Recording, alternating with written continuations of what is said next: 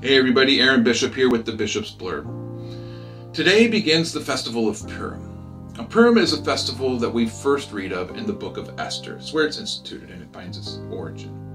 Now the story of Esther, it tells the struggle of two ancient peoples who were trying to destroy each other. Most of us are pretty familiar with the story of Esther. It's been made into several movies. Well, as we read through the story of Esther, we encounter two major players. There's Mordecai, the uncle of Esther, and there's Haman, the advisor to the king. And in the course of the book of Esther, we're introduced to these two characters. First off, Esther 2:5.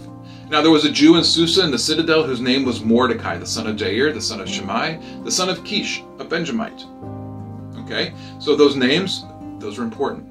Second, Esther 3:1.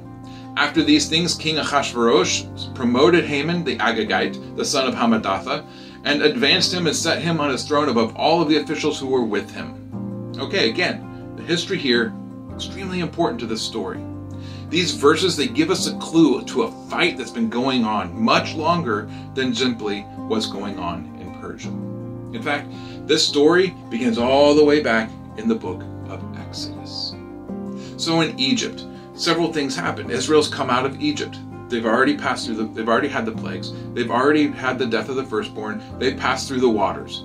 On the way out, then they're in the wilderness. They encounter a water trial. Then they go without food and God provides. And then they go without water again and God provides water from a rock. After all of this, Israel, they're worn out. They're tired. They're hungry. They're not really sure about this new God. And suddenly they are attacked. They're attacked from behind. Deuteronomy 25:17 says that when Amalek attacked Israel, they attacked the rear of the people. They attacked the weak and the struggling and the weary first. They didn't attack them in their strength. They didn't attack them in honor. They attacked them to attempt to destroy them no matter what. And in Exodus 17 verse 14 we read, "Then the Lord said to Moses, write this as a memorial in a book and recite it in the ears of Joshua, that I will utterly blot out the memory of Amalek from under the heavens."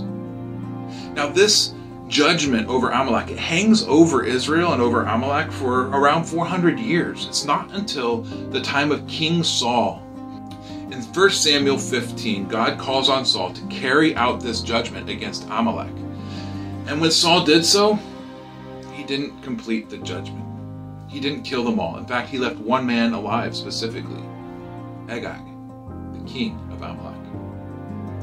Who was the great-great-great-grandfather of Haman, the evil? Agag. And wait a minute, who was Saul? Well, if we turn back to chapters 8 and 9 of 1 Samuel, we find out Saul was the son of Kish.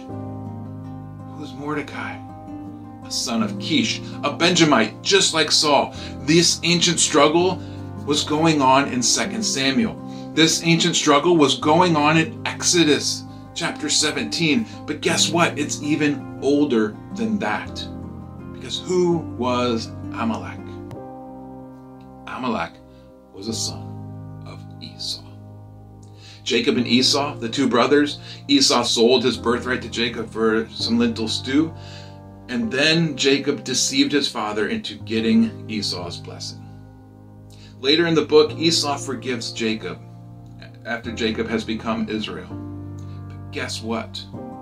His sons did not forgive.